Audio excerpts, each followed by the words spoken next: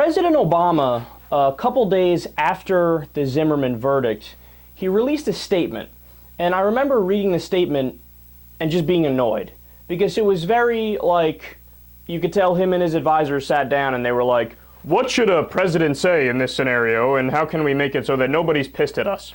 So it was the most like, both sides need to be understanding and both sides need to realize they're both right and they're both wrong. And then, of course, it was a tragedy, but we need to respect the laws and the verdict and the decision. And it was the most vapid comment you could possibly imagine.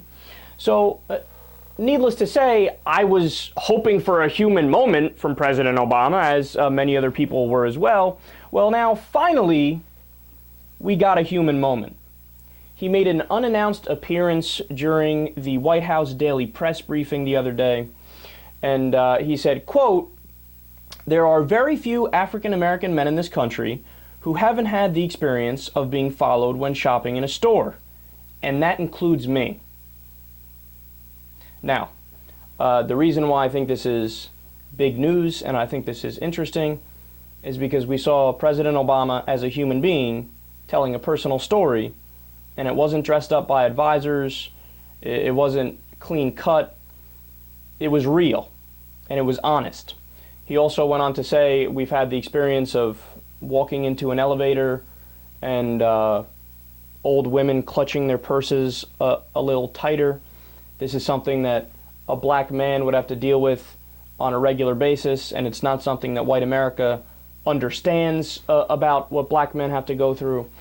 So some of the best quotes, I have a couple more I want to share with you here. One is, quote, "Trayvon Martin could have been me 35 years ago."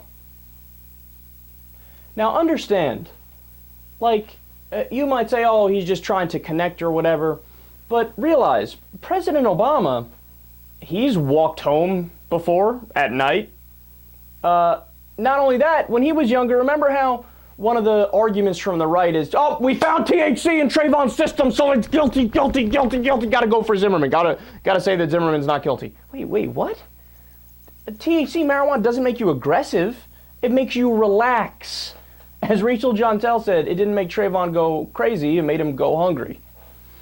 And President Obama smoked a lot of weed when he was younger, and he became the president of the United States. You know how Ted Nugent, oh, he's a thug, gangster wannabe, yeah. Why? And so I guess President Obama was a thug, gangster wannabe when he was younger then too, right? And he ended up becoming the leader of the free world. See, the reason I like this is because now we're having this conversation. And now we realize that somebody like Trayvon Martin is not somebody to be feared. Trayvon Martin wasn't doing anything wrong.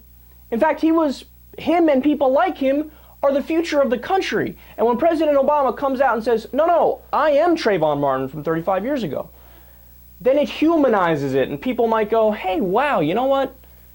That's interesting because I guess our perception that we might put on a young black teenager is not always the case.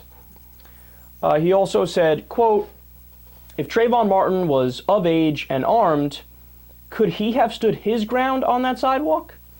And he noted that if people are uncomfortable with a world where Trayvon would have been justified in shooting Mr. Zimmerman, who had followed him in a car because Trayvon felt threatened, then perhaps it would make sense to rethink stand your ground laws. Now, this might be, in my opinion, the best speech / talking to the press or whatever you want to call it that President Obama's done throughout his entire time in office. Because that's a point that you would hear on this show.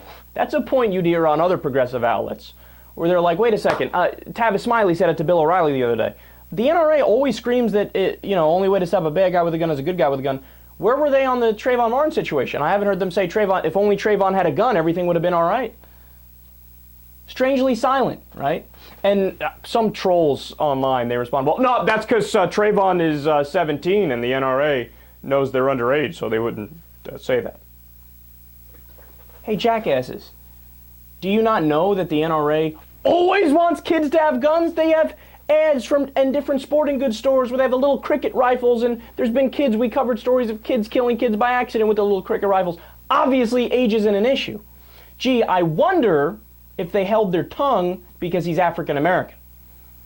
And even Bill O'Reilly himself, at the end of the interview with Tavis Smiley, Tavis was being tongue-in-cheek, and he said, well, Bill, I guess we would solve this problem if we armed every black male in America. And O'Reilly goes, oh, well, that's a little extreme. So you see, this is the type of racism we talk about. Racism where they don't even realize they're being racist. But it's just implicit assumptions, where if it's a white guy and he has, guns and he's taking pictures with it with his family, you think, oh, an American citizen practicing the Second Amendment, his rights, his constitutional rights. Or if it's a black person, oh, thug gangster, if something goes wrong, it's definitely his fault under every case, under every scenario.